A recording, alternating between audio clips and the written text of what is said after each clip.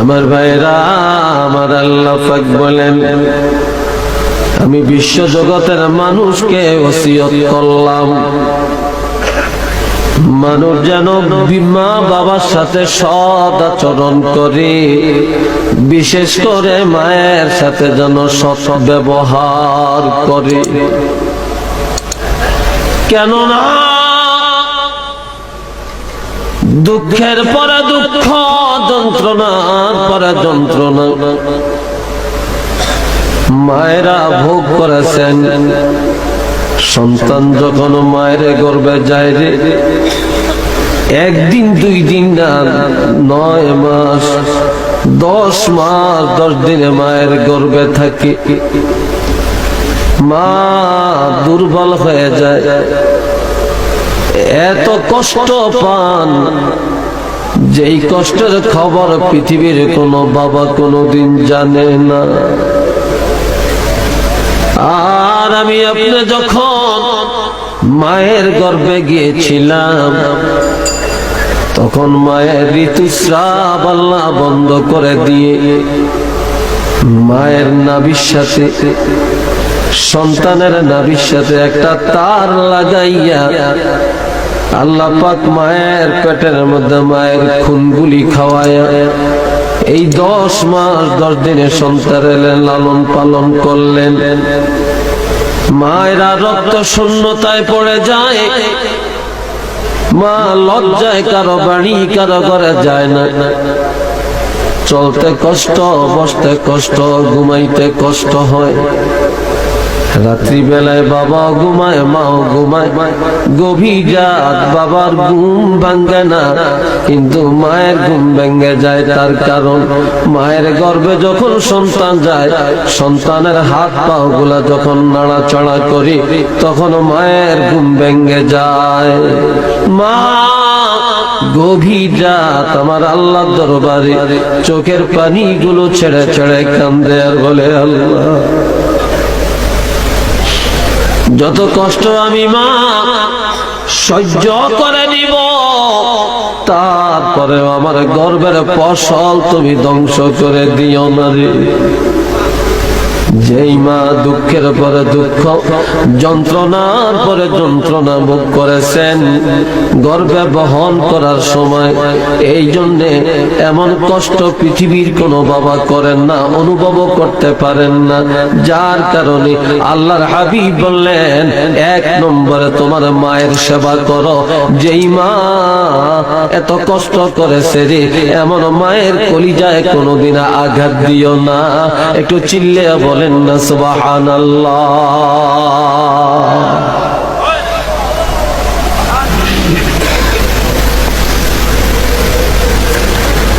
দুই নম্বরে মায়ের কথা বললেন, ووصينا الإنسان بوالديه حملته أمه كرها ووضعته كرها।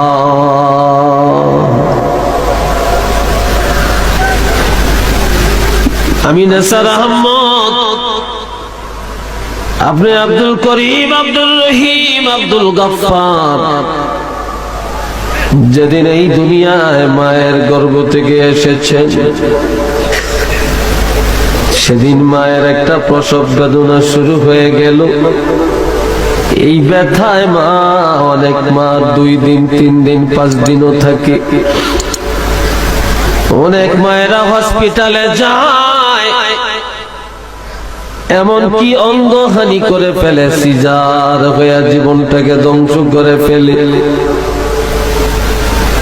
আর ব্যথাটা এমন ভাবে বাড়তে থাকে, এক একটা প্রসব বেদনার যন্ত্রণা যেন একটা মৃত্যু যন্ত্রণা। খানা নাই, পিনা নাই, জবাই করে দেওয়া মুরগির মতো মা ঘরের কোনায় গড়াগড়ি করে। পৃথিবীর কোন বাবা জানে না সন্তান প্রসবের কালে মায়ের যে কি কষ্ট, এটা আরেকজন মা বলতে পারেন আর আল্লাহ বলতে পারেন। এই ছাড়া পৃথিবীর কারো বলার ক্ষমতা নাই। আমি আপনি যখন মায়ের রেহেমে ছিলাম, মাথা ছিল উপরে, পাও দুটো ছিল নিচে। আমার আল্লাহ মায়ের গর্ভের মধ্যে একটা ব্যথা সৃষ্টি করে দিয়ে মাথা নিয়ে আসলেন নিচে, পাও দুটো নিয়ে গেলেন উপরে। সন্তান ফুটবলের মতো গোল। একজন ফেরেশতা মায়ের গর্ভের মধ্যে আমার আল্লাহ পাঠাইয়া দেন। ওই ফেরেশতা যাইয়া সন্তানের মাথায় ধরে আর পায়ে ধরে একটা টান মারে, সন্তান লম্বা হয়ে যায়।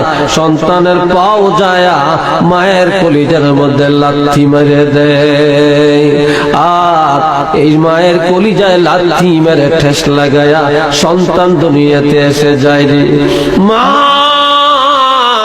চিৎকার করে জমিনে পড়ে, গড়াগড়ি করে বেহুশ হয়ে যায়। পৃথিবীর কোনো ডাক্তার নাই, ঔষধ নাই, কবিরাজ নাই যে মায়ের জ্ঞান ফিরিয়ে দিতে পারে। কিন্তু আমার আল্লাহ সন্তান দুনিয়াতে আসার সাথে সাথে সন্তানের মুখের মধ্যে একটা কান্নার আওয়াজ দিয়ে দিলেন। সন্তান যখন ওয়া করে কেঁদে উঠে, ওই কান্নার আওয়াজটা যখন মায়ের কানে পৌঁছে যায়, তখন মা এই যন্ত্রণার কথা ভারোয়ানি ভুলে যায়।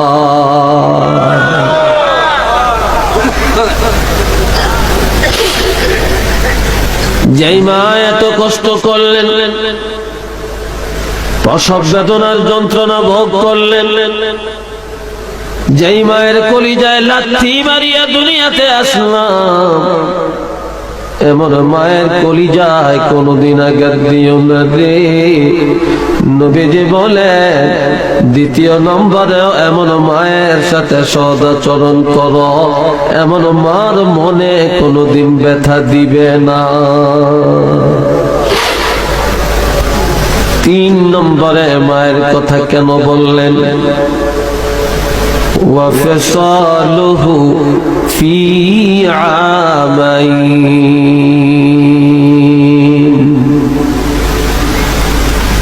আপনাদের এলাকায় 1 কেজি গাভীর দুধের দাম কত? কত? হ্যাঁ, 50 থেকে 60 টাকা। যদি গাভীর দুধের দাম 60-70 টাকা হয়, এবার আপনাদের কাছে আমি বললাম, হিসাব না করে শুনাইয়া দেন, 1 কেজি মায়ের দুধের মূল্য কত? 1 কেজি নয়, একটা ফোঁটা দুধের মূল্য দেওয়ার ক্ষমতা পৃথিবীর কোন মানুষের নাই রে। এইভাবে মা সন্তানের 2 বছর পর্যন্ত দুধ পান করাইলেন।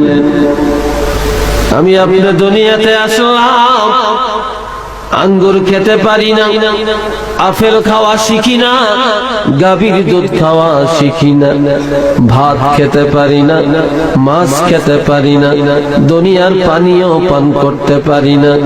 আমার আল্লাহ মায়ের বুকের মধ্যে সন্তানের রিজিকের ব্যবস্থা করে দিয়েছেন। মা 2টা বছর একাধারে দুধ পান করালেন।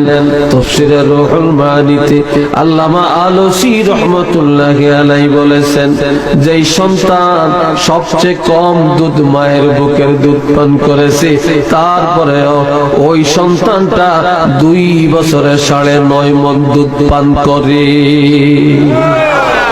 তো জোরে করেন আল্লাহু আকবার। কয় মণ? 9.5 মণ। 1 কেজি গাভীর দুধের দাম যদি 60 টাকা হয়, 9.5 মণ মায়ের দুধের দাম কত? এটা দেওয়ার ক্ষমতা পৃথিবীর কারো নাই।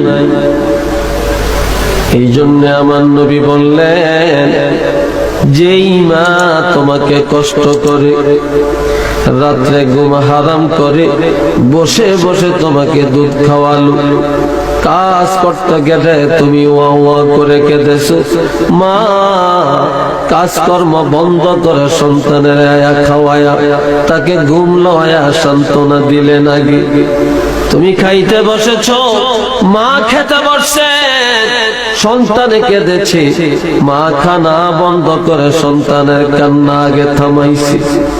যেই মা এভাবে 2টা বছর দুধ পান করালেন, এমন মায়ের সাথে সৎ আচরণ করবা, এমন মায়ের সাথে কোনোদিন দুর্ব্যবহার করবা না, এমন মার কলিজায় কোনোদিন আঘাত দিবে না গো।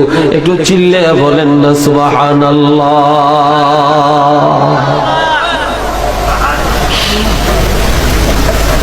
বাবার কথা বললেন কেন? বাবা জন্মদাতা। যখন আমি আপনার মায়ের রেহেমে গেলাম, বাবা কত আনন্দ পাইছেন। পৃথিবীর কারো কাছে বলে না মনে মনে আনন্দ, আমি সন্তানের বাবা হতে যাচ্ছি। আবার বিবিকে নিয়ে ডাক্তারের কাছে যায়, পরীক্ষা নিরীক্ষা করে। সন্তান যখন দুনিয়াতে এসে যায়, বাবার আরামের কথা ভুলে যায়। দোকানপাটে গিয়ে টাকা খরচের হিসাব বেড়ে যায়।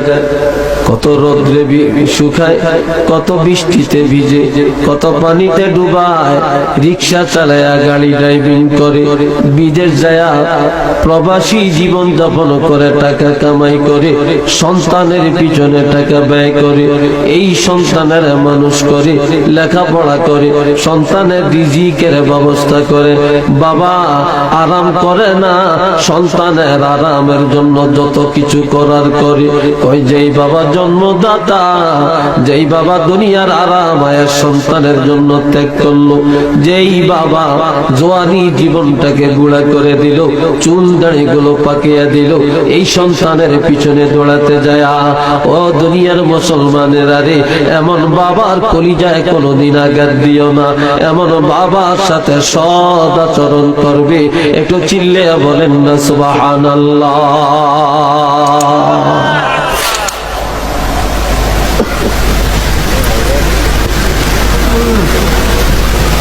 আমার প্রাণের বন্ধুরা,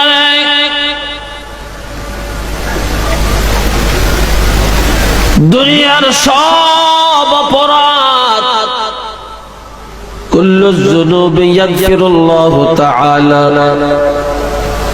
মিনহা মা শাআ ইল্লা উকুকাল ওয়ালিদাইন।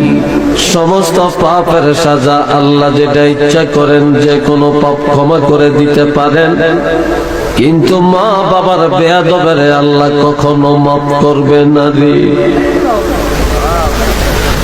মা বাপ যদি